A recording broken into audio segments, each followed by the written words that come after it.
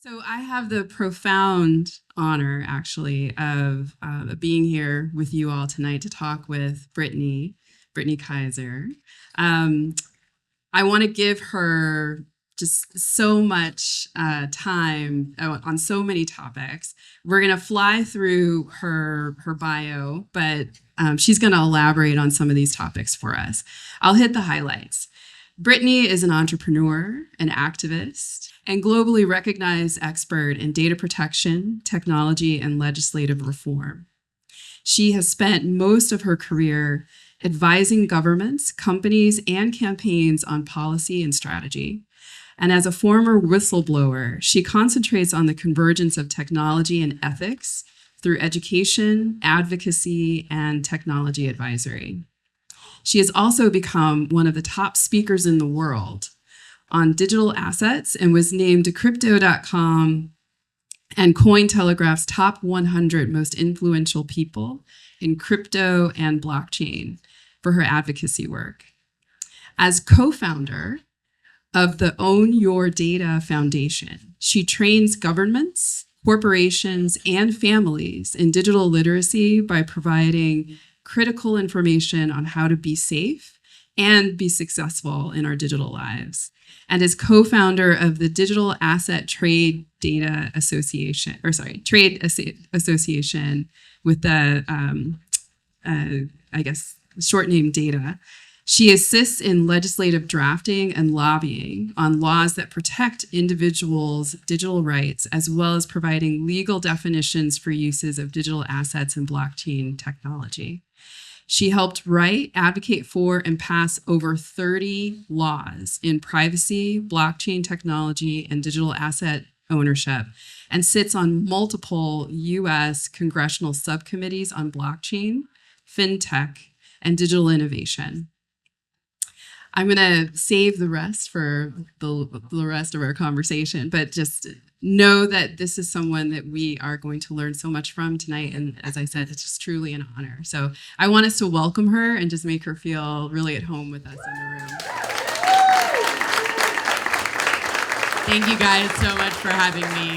Really, it's an honor. And thank you so much to Culture Shift Labs for the incredible invitation to be here with you this evening. I'm honored. So, Brittany, before we dive into the specifics of all the lightweight topics we have in front of us tonight, I thought it might be fun just to get to know each other a little bit better. So we discovered that we're both from Chicago. Anyone from Chicago out here? Chi-town. Hey, hey. And we both have kids in preschool, right? So you have, how old do you want to tell a little bit? My son is 3. He turned 3 in June. So yeah. And you went to school overseas a bit, right? We were chatting about that as well. So what was that like for you? I mean, I loved moving abroad as early as I could. I was lucky enough to go to boarding school for high school where I had friends from 50 different countries. And so naturally going home with them for holidays to visit their families and wanting to live somewhere else and travel the world was a big part of my life as a kid, just wanting to constantly explore. And so it was a huge opportunity to get to go to university in the UK after spending my whole childhood in the US, and then get to travel from there and see the world, and especially being based in the UK, where I think there are people from all 190 countries speaking nearly every incredibly diverse place to be based in London and to get to learn from everyone and every culture in one space. So I was so excited about being there that I actually stayed in the UK for nearly 15 years. So that's amazing. One of the things that I found most fascinating about your background in terms of your education is that it's actually anchored in human rights. And you have 4 different legal degrees, is that right?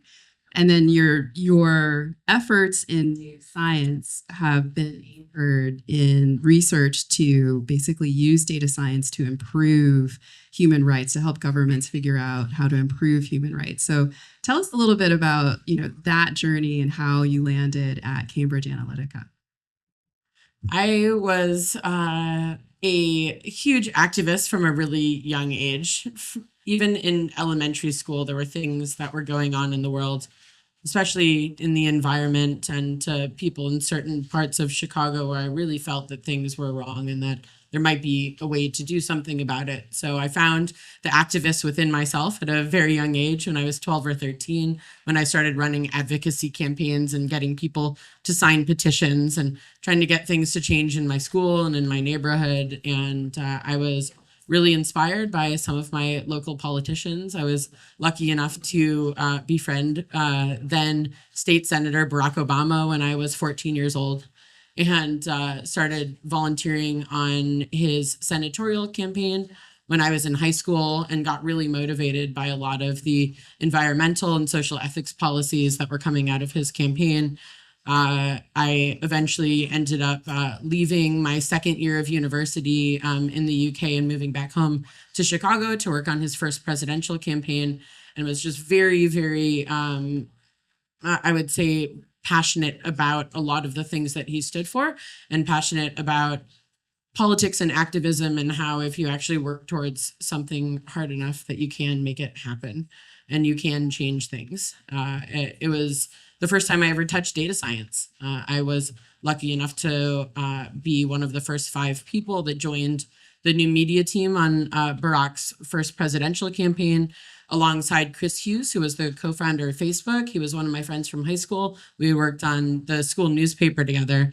And he was the only one of the co-founders of Facebook that decided not to quit Harvard and join Sean Parker in California to work full-time on Facebook. He decided to finish his degree at Harvard and moved to Chicago and joined the Obama campaign. So I was lucky enough to sit next to one of my friends, a co-founder of Facebook, and for the first time learn about data science by building new tools within Facebook to use for Barack's campaign. And starting to see hundreds to thousands to tens of thousands to millions of people responding to what we were putting out there, the first ever politically targeted messages, all positive. We had a campaign policy where it was only 100% positive messaging, just in support of Barack's policies. It was an incredible experience to see millions of people signing up to vote for the first time that had never, ever engaged in politics. People that were so excited about what we were doing, so excited to be a part of it. And I thought, wow, we can really use technology tools to get people to care about politics. This is amazing. So many people are disaffected and feel like they're not a part of the process. This is a way to get people to understand that they can be a part of it, and there is something important for them and their families when they engage and decide to get involved in processes like these. So for me, that was really exciting. But after the Obama campaign, instead of joining the White House, I wanted to finish my human rights law degree. I ended up doing 4 of them and working for a lot of human rights NGOs like Amnesty International, working for different United Nations Human Rights Commission, the High Commission on Refugees, ECOSOC, and doing a lot of work trying to teach different NGOs and nonprofits how they could use the tools that we had built on the Obama campaign. And so this was a combination of my human rights advocacy work and tech, where I really saw on a daily basis the incredible things that these technology tools were able to do and able to achieve. And so I naively thought, well, these tools are good, right? But no tools are good. It's the people and the campaigns that they're used for that are good or bad, right? So I got excited about this, and I thought, data science is huge and something that is really important for protecting human rights and something that can be highly impactful. And while I was writing my PhD, which was on a topic called preventive diplomacy, which means how can you prevent crises or war before it happens? I thought this was going to be a legal PhD about diplomatic strategy and how you abide by diplomatic law and international agreements. As I got into year 2, year 3, year 4, I realized this was only a data science PhD. What data existed, what was being collected, how is it being modeled, how is this analysis getting into the hands of heads of state, ambassadors, heads of United Nations departments, decision makers in the military, and was that data good enough, or was that analysis good enough, and getting to people in real time enough to actually make a difference. And so I joined as a part-time consultant to a little data science company at the time that only had 12 or 13 employees, called Cambridge Analytica, and thought that this would help me finish my doctoral thesis. That's how that started. And just you took me back to how it felt, in 2008. I was also living in Chicago, and I remember people literally dancing in the streets all night. I was there. Yeah. And first person I ever was old enough to vote for. So coming out of that experience with so much hope for the future, and with the lessons that you took away from that experience, channeling that into an effort, it makes total sense to me. I can only imagine how much of a contrast it must have felt. And maybe you could help us understand a little bit, like, how did you find Cambridge Analytica? Because I did a little bit of research. They have some interesting people on their board. And I think, hindsight is always 2020, but tell us a little bit more about, what I know you were hoping to make, a tremendous impact with what you were doing. And, we do have another war, that we're potentially faced with, several in the real world, but also this kind of digital war that we're about to fight. So I think it's important to really, trace back the steps and kind of where you were heading then, and then how it relates to what you're doing now and how it informs that. Well, specifically what I was working on at the time academically was prevention and punishment of crimes against humanity, war crimes, genocide. As a Jewish girl from Chicago, these are things that are kind of deep-seated in you, and that was my concentration, was atrocity crime prevention. And that's how preventive diplomacy and how to use data science in order to see patterns in data that can help you make peaceful decisions to head off conflict before it becomes violent was my entire focus. And for me, when I first went to Cambridge Analytica, I had a friend that introduced me to the CEO. Oh, this is, a big new important data science startup. I'm going to introduce you to the CEO and you can see how it goes. He took me into the office and introduced me to the head of their defense program, who showed me this program and the contract that they had just signed with NATO to train NATO and all allied militaries on how to prevent children from being recruited into ISIS. At the time, this was 2014, loads of families in the UK were waking up and their kids were no longer at home. They had been radicalized online by fake accounts and had snuck themselves into Syria overnight. So this was a very huge problem, a national security issue for Britain, and all of these British children were waking up as ISIS spreads. And so they were running a data science program to identify these young people who were being radicalized by terrorism group organized fake accounts. And they were not just identifying those kids who were vulnerable to being fully recruited, but running counter propaganda communications to these children to keep them safe at home with their families. And I thought, wow, this is incredibly powerful, and it's something that I want to understand how to do. Not just, elections campaigns where someone gets into office for 4 years. There's bigger things that I'm concerned about that I think this could really contribute to. And I mean, a lot of us know the high level story, but I think it's important to tease out for folks who maybe are less familiar, because this was back in kind of 2016, 2018 that you were there. What went wrong? So, you went in with the door thinking that this, you had expectations. Sounds like maybe there was a lack of transparency about some things, right? So walk us through that.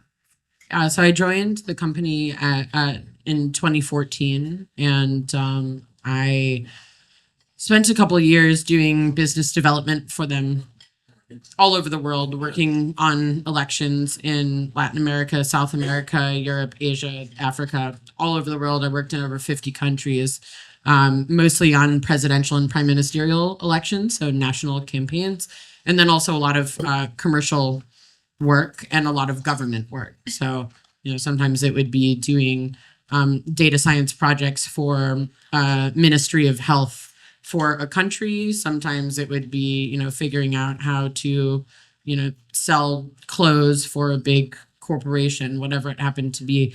But a lot of times it was elections, very specifically. And as I started to go jurisdiction to jurisdiction, again, I'm training as a human rights lawyer while I am a consultant to this company. And I keep on asking my superiors, okay, well, this potential client asked us to do this. I'm not sure if it's legal to do that. So I'd get on the phone with one of the various law firms that we had contracted. And after I would get off the phone, my CEO would come over and be like, were you just on the phone with our lawyers? You need to stop creating invoices. You calling lawyers all the time is incredibly expensive. If you want to know what you can do with data, you can ask our chief data scientist. He'll tell you. As a chief data officer, I promise you, I do not know the answer to that question. I always ask the general counsel. I was like, well, it's really nice that our data science team is willing to give me legal advice, but that's not exactly how this works. So red flag after red flag, I kept on asking for a data compliance officer, and one wasn't hired until after I quit the company in 2018, by the way. So during the whole, all of the famous elections, that this company worked on, there was no data compliance officer to the company, and people would get in trouble for calling the lawyers for advice. So always a bad sign, by the way. Always a bad sign. Always a bad sign. Lucky enough, I was trained as a human rights barrister, and I knew exactly what whistleblowing law was. And so when more and more signs started popping up, I considered it, but I didn't think that that's what I was going to do. I thought, let's maybe figure out a way to leave quietly. But considering I'd spent most of my life working for the Democratic Party or for human rights organizations, once Cambridge Analytica started taking on clients like the Brexiteers and Ted Cruz and Donald Trump, there was not really anywhere to go back to for me. And then Donald Trump won the election, and even people inside of the company, like me, who are not working on the campaign, were wondering how our colleagues achieved that. About a month after the election, they organized a post-mortem presentation, 2 days long, and they showed us 8 hours each day, everything that the campaign and the super PACs did. All of the data that they got access to, all of the ways it was used, the deterrence campaigns that they ran, also known as voter suppression, which is illegal in basically every country, the targeted racial hatred campaigns, the targeted misinformation. And at some point I started recording it on my phone in my lap.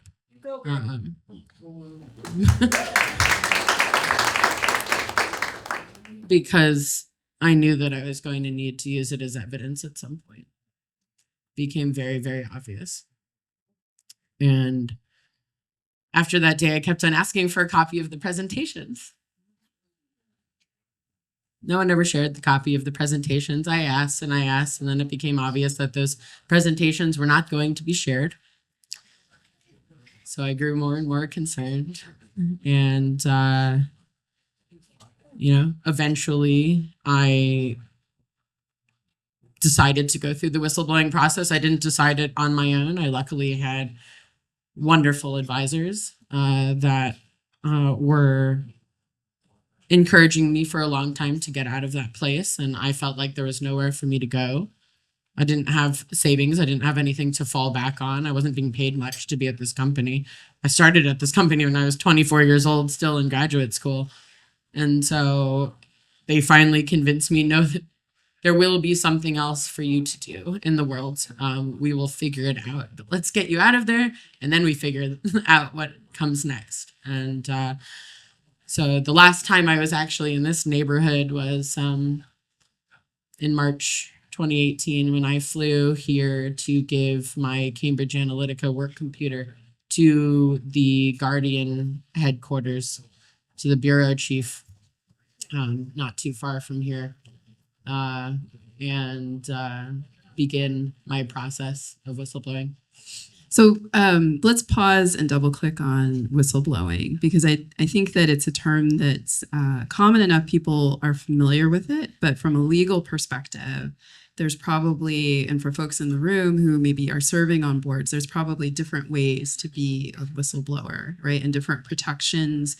And it's interesting, I think, as a nuance, because it's a UK based company, and you are, and US, and you are working predominantly on things in the US or globally. And so does that have any, you're traveling a lot, it sounds like, different clients in different jurisdictions, a lot of like maybe differences in political, in policy, I guess I should say, across those nationalities and on all of that. So how did that, tell us a little bit about what the whistleblower protections you knew about were, and how you managed to navigate, this decision.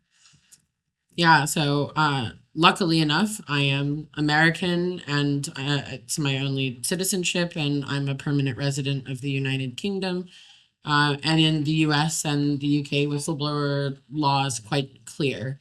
And it generally says two things. One, if you are working for a company and you have evidence of fraud, waste, or other criminal activity, your NDA becomes null and void when you submit that evidence.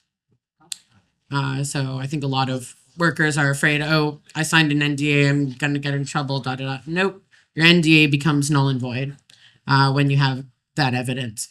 Not everyone understands exactly what evidence is. Of course, I am legally trained, I did know. But in general, where you can actually prove and show that a certain crime is being committed, that counts. Now, it's not the same for people who work for governments. People who work for governments and militaries, a lot of people ask me why I'm allowed to go on a speaking tour, book tour, film tour, and Edward Snowden is not. It's because when you work for a government agency, including the military, you sign a Government Secrets Act. The Government Secrets Act is not the same as the NDA. If you have evidence of criminal activity, it does not null and void your Government Secrets Act. Whistleblowing when you work for the government is illegal. But when you work for a company, it's not. It's supported by the law and supported by the government for you to show them evidence of criminal wrongdoing by companies.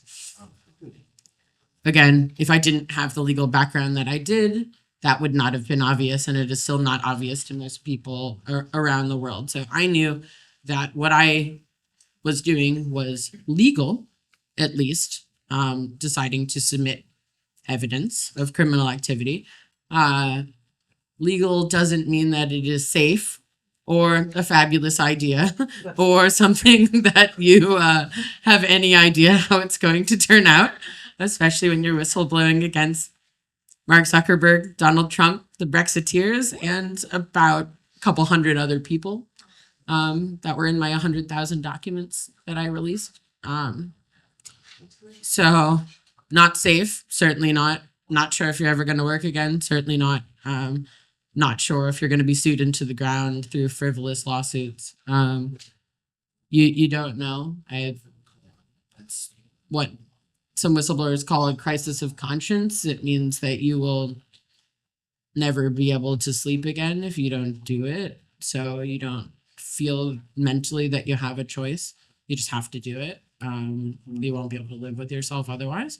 I also like to describe it that it's like jumping off a cliff without knowing if you even have a parachute, let alone if it works. That's also a good metaphor for the situation. I was just very, very lucky because a lot of whistleblowers do not have the experience that I do.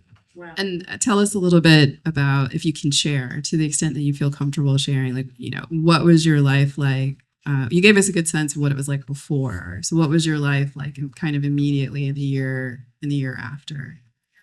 Yeah. So I went from Palo Alto very quickly to an unknown island that isn't on Google Maps in Thailand because I had no idea how this was going to go. The Donald and Mark are not exactly unpowerful people. They're not nice people either. And you didn't post it on Facebook. Yeah. Look at this island. And so I didn't know exactly how it was going to turn out. I was also whistleblowing on the Trump campaign and the Brexit campaign, and all of the people that had won those campaigns were currently in government and control of the only two countries where I held residency and citizenship. So it was kind of questionable how that was going to go. But within a couple weeks of my whistleblowing package of documents and interviews coming out, about 35,000 articles came out a day, ended up being over 5 million articles within the first few months in every language in the world.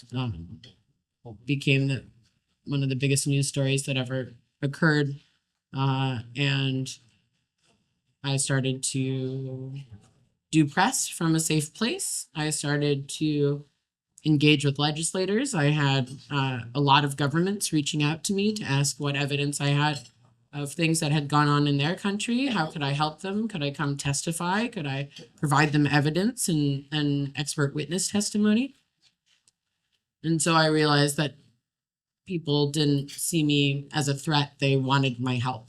And maybe I should just lawyer up and face it and come back.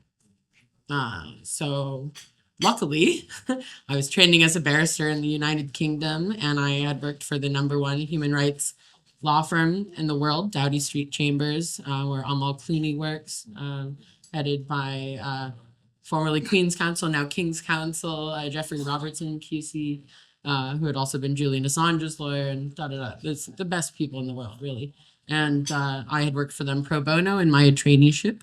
So I called them up. They had obviously seen the news and read every newspaper and were fully informed on the situation that I was in, and were happy to represent me. And I came back to the UK to testify in British Parliament as my first public testimony, which was 3.5 hours long and very, very intense.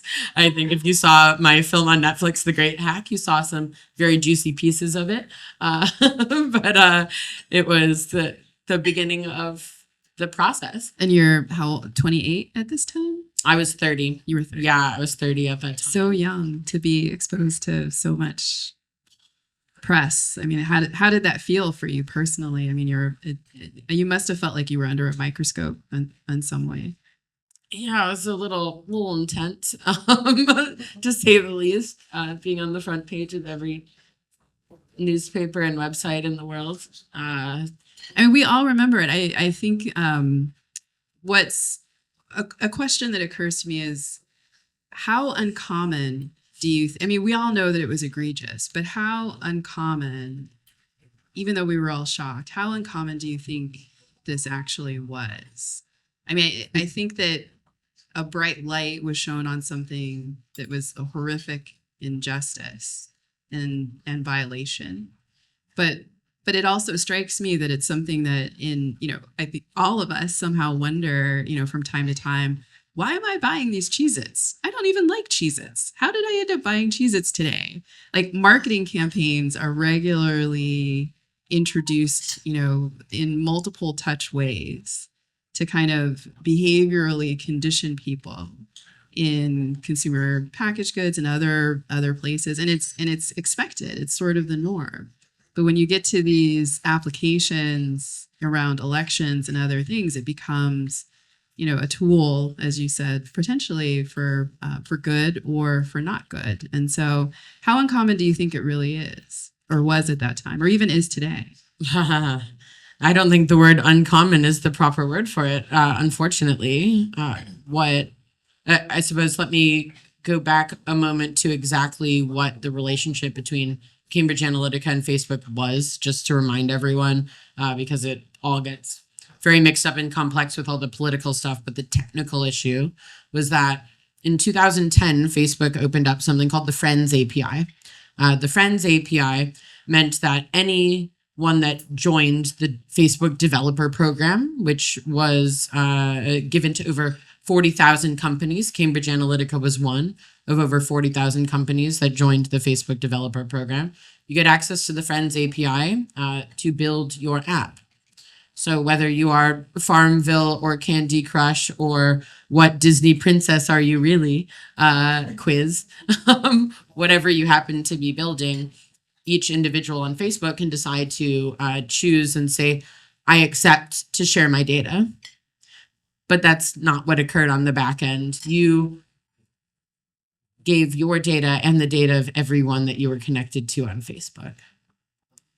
And there is no country in the world that allows an adult to consent on behalf of other able-bodied adults. So that was where the law was broken. So if you clicked yes, your 500 friends, all of that data went to the developer. So when you hear about the Facebook graph, it was about a single person saying yes, and then all of their friendship group, all of that data, their family, friends, children, parents, grandparents, all of that data going to the developer. So now you have over 40,000 companies that are having some very popular apps like Farmville, Candy Crush, and these Disney princess quizzes. Or what city should you really live in? What country are you really from? All of those quizzes were just to take people's data. That's all they were designed for. It wasn't for fun. It was literally just to take everybody's data. Everyone in the program knew this, and they were using it actively. And once each of these developers had all of that data, they were doing whatever they wanted with it because Facebook had no accountability, tracking and traceability, permission structures, any data audits. And so when they closed the Friends API in 2015, they told everyone, including the regulators, oh, it's all over, it's done. But all of that data had been taken and was being held by many companies and being used for whatever those companies wanted to use it for, because Facebook had not gone to those companies and asked them to delete it. And they had not even had them sign a contract to say that they needed to delete it, let alone done forensic analysis of their databases. So all of our data and everyone that had a Facebook account from 2010 to 2015 is all over the world, everywhere, available to purchase on the open market until that was stopped through this particular whistleblowing process. But in 2018, when I came out as a whistleblower, you could still buy from thousands of companies their entire Facebook database. That was common practice, unfortunately, but it was a normal thing. So people were using this for normal commercial marketing and advertising, as well as, deeper, darker, more manipulative things that have, harsher effects on society than selling the Cheez-Its. And it's just to put a pin in that, because I heard you talking about this in 2023, so I wanted to update the numbers. I think all of us are sort of familiar with what a terabyte is, right? Like you can get a MacBook Pro, the base model is like half a terabyte, right? And in 2018, which is when you were, doing your testimonies, and it was March of 2018 that you came forward, right? There were 2.5 million terabytes of data being generated per day. So it's not just your Facebook data. It's basically all of the things that you're doing, streaming, your television, your over-the-top devices, your phones, all of your, if anybody's got a refrigerator that's on the internet, all of it. 2018, 2.5 million terabytes per day of data. 2024, so just 6 years later, we are now at 265 million terabytes per day. That's 97 billion terabytes per year. So that's just a staggering amount of data. And most of it now is due to, thanks to COVID. all of our digital transactions now are being tracked, as well as like a whole new layer. I think with AI, there's just a whole new layer to it. So I think we're going to get to AI later, but like, what are some of the things that have? So clearly, the data situation and collection of data has not gotten better, but what are some of the things that have improved? Like, can you? There was a lot of positive, I think, that came out of the revelations that that surfaced as a result of your coming forward. Talk to us a little bit about what's been happening on the good side. Yeah, absolutely. So in 2018 was the beginning of a huge wave of momentum for the first, privacy and data protection laws and data ownership legislation. Now, can't take credit for GDPR, of course, that passed about 8 weeks after I became a whistleblower. It had already been being worked on for, 4+ years. But that only came into enactment 2 months after I became a whistleblower. So when I went through my original whistleblowing revelations, so to say, there were no national privacy laws. So this was still absolutely incredible that I could possibly be asking governments to create a national privacy law. We still don't have one in the United States, by the way. So it's been a long journey to work with legislators and regulators on drafting and lobbying and passing and running these campaigns to inform people about what data protection means. I mean, I don't like to define myself as a privacy advocate. I think privacy means that something bad is going to happen if you let people use your data. So I don't really like that word because I am a technologist. I do believe in the positive impacts that technology can have. I am a huge advocate of technology and ethics, where we move beyond basic legal compliance and we think about ethically what should we do with data and how we can do better with data if we actually think about it and have a strategy and a policy to make sure that it is not creating more inequality. It's in fact fixing some of the inequalities and issues that we see in society, but we do have to design for that. It's not natural, right? So for me, I feel like a lot of the legislation that has happened over the past 7-8 years, a lot of it has been based on some of the evidence and campaigning that not just me, but other whistleblowers, there were other whistleblowers that came out of other technology companies, from Google, from Facebook. Frances Haugen brought out a lot of new information out of Facebook that confirmed a lot of the things that I was suspicious about but didn't have evidence for. And many other people have come out since then that have been huge advocates for helping create data protection laws and data ownership definitions. So who does the data belong to? Once you are producing data, is it sensitive? Does it have personally identifiable information? How can that be held? How do we have permission structures, transparent permission structures and terms and conditions that are legible by a first grade reading level so we actually understand what is going on when we're signing up to use things? Tracking and traceability of data transfers, data monetization rights. I mean, we're sitting here in the state of California where CPRA became the first piece of legislation that actually allowed people in the United States to legally demand from companies, are you monetizing my data and by how much? This is the first law that actually existed that said that. I helped write and pass the first law in the state of Wyoming, where your digital assets are your intangible personal property. So we're finally able to ascribe property rights onto your digital assets, onto your personal data, which, for those of you that are not legally trained, property rights is the strongest form of law that exists almost anywhere in the world. So if you can make something your property, you will always win. If someone destroys your property, if they go and wreck your car, your house, you will win. But if you start using human rights as a legal framework for data, good luck. I'm a human rights lawyer. You'll see you in court 6 years later and the case is still going. But property rights, you win. You have real legal recourse.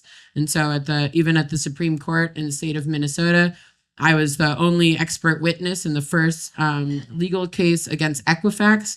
We sued Equifax for property damage. And we won at the Supreme Court for that. And it was the first successful case. And created the windfall where we had the full national decision, which was amazing. But I'm a huge advocate of data ownership and us owning our digital assets as our property, given that digital assets are now the world's most valuable asset class, more valuable than oil and gas, has been since 2017 approximately. And we're creating such an enormous amount of value every day, yet none of that monetization is going to us.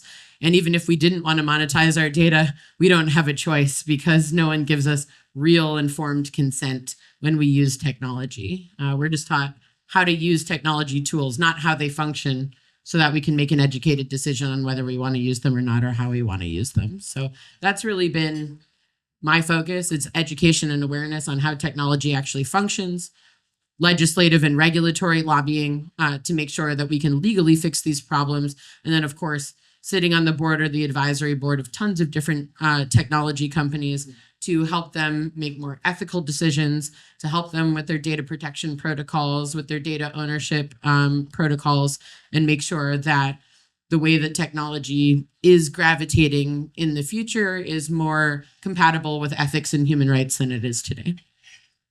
That's amazing. I'm so glad you're doing this work. So important. Let's talk about AI for a little bit, because I think many of us in the room are excited, but also concerned. I think in the news quite a bit recently, two topics. One around the impact of training AI models on historical data that might embody, or we all know that it does embody, the tendency toward discrimination, racial, religious, gender, et cetera, et cetera. What are some of the things that you're thinking about with, either through your foundational work or through your policy work to kind of help secure a more positive future for us despite these headwinds? Yeah, thank you for asking that. So in 2019, I co-founded with my sister, who's an expert in child psychology, a nonprofit called the Own Your Data Foundation, specifically to start designing programs that help teach digital literacy to children first and foremost. So that's everything from what are your data rights to personal cybersecurity protocols to counter cyberbullying, screen time management for your mental health, learning about your digital footprint, digital empathy, so you don't just go online and abuse people under anonymous accounts. All of these things are all an indicator set of whether or not you have digital intelligence, and it's really should be implemented in all schools around the world alongside technology functionality, which is normally the education that we get. How does this work? I think if we all went into our classroom as children, and instead of being told, here's how you make an email account, here's how you send an email, here's how you search. If instead we were told, okay, everything that you type into this box because you've just made an email account with your personal information, everything you type into the search box is forever going to be linked to you personally, and it will follow you around and be in millions of databases around the world and forever color your digital experience for the rest of your life without you having any right to delete it. Would you have used technology differently? I certainly would have. But that's not what we teach kids. We need to start being honest with children about how technology functions so that they can make their own educated decisions on how they would like to use it. Of course, as parents, we need to really think about that properly. But now we're in partnership with a foundation called the DQ Foundation. DQ, like IQ or EQ, is a digital intelligence quotient. It's made out of an indicator set of over 10 years of a lot of the world's top technology universities, ministries of technology, CERN, a lot of the biggest think tanks and educational centers on all of the different indicator sets that make you a digitally intelligent person. But unlike IQ or EQ, you can improve your DQ a lot easier by understanding everything from your data rights to cybersecurity to screen time management. So teaching these curriculums and implementing these curriculums in schools around the world and mandating it at the Department of Education, Ministry of Education level alongside computer class is, I think, an essential way forward. And for me, that is the only way that we're going to grow up with developers and technologists that understand how to build technology that can be ethical. In the end, if we're just training AI off of all of the data that currently exists, that has already gone incredibly poorly. If anyone pays attention to some of the first AI models that were released into the atmosphere, it learns all of the worst habits of humanity and all of the things that we would not like to teach our children, but we're teaching our AIs. So thinking about the data sets that are consensual, that are hygiened, that are thoughtful, that are going into our AI models is one of the most essential exercises that we could possibly undertake. And anyone here that is working on AI, if you don't know what data your AIs were trained on, then you should only really assume the worst. So I think what the next frontier for AI is making sure that all of the data sets that go into the training are pre-approved data sets where we actually know where the data came from. It's consensual, it's hygiened, it comes from a variety of developers from different backgrounds with different opinions and biases, not all people that look and think the same, and that it is highly intentional, the data that is being fed. And that is so incredibly important for us to achieve better outcomes than what we're getting from the current, I would say, phase one or MVP platforms that we're using right now. But as we're starting to see more and more, any of our data that we currently don't have any rights to is out there being consumed by AI models. So I'm sorry that no one in here actually has privacy because we've grown up in an age where we don't have any data rights.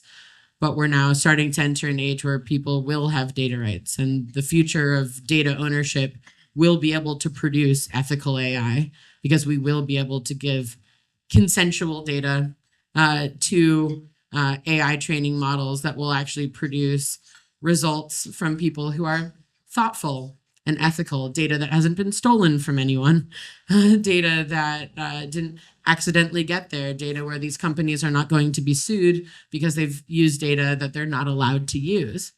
And I really hope that the New York Times and others win their cases against OpenAI. I do believe that they will. I really do. But data ownership is, a new wave. The next wave of copyright and intellectual property. It means everything about yourself that you have not consented to share does belong to you, and you get to choose how it's used or not. Brittany, thank you. Thank you so much. Let's give her a round of applause.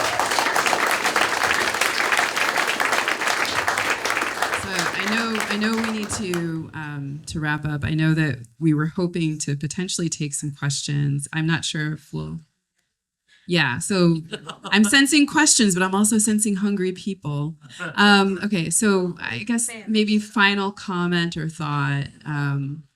One of the most important takeaways for me is just that ethical risk is oftentimes, I think, not intentional, but also just the result of people not thinking through consequences. So that's something that, we can all do as we move forward. Any final thought from you before we adjourn? Yeah, I mean, there's different ways that you can take this into your own life, your family life, or your business life, especially when you're thinking about your business, being proactive from a data ethics standpoint and not just sticking to basic legal compliance, because there's a lot of things the law allows you to do that data science allows you to do that are highly unethical.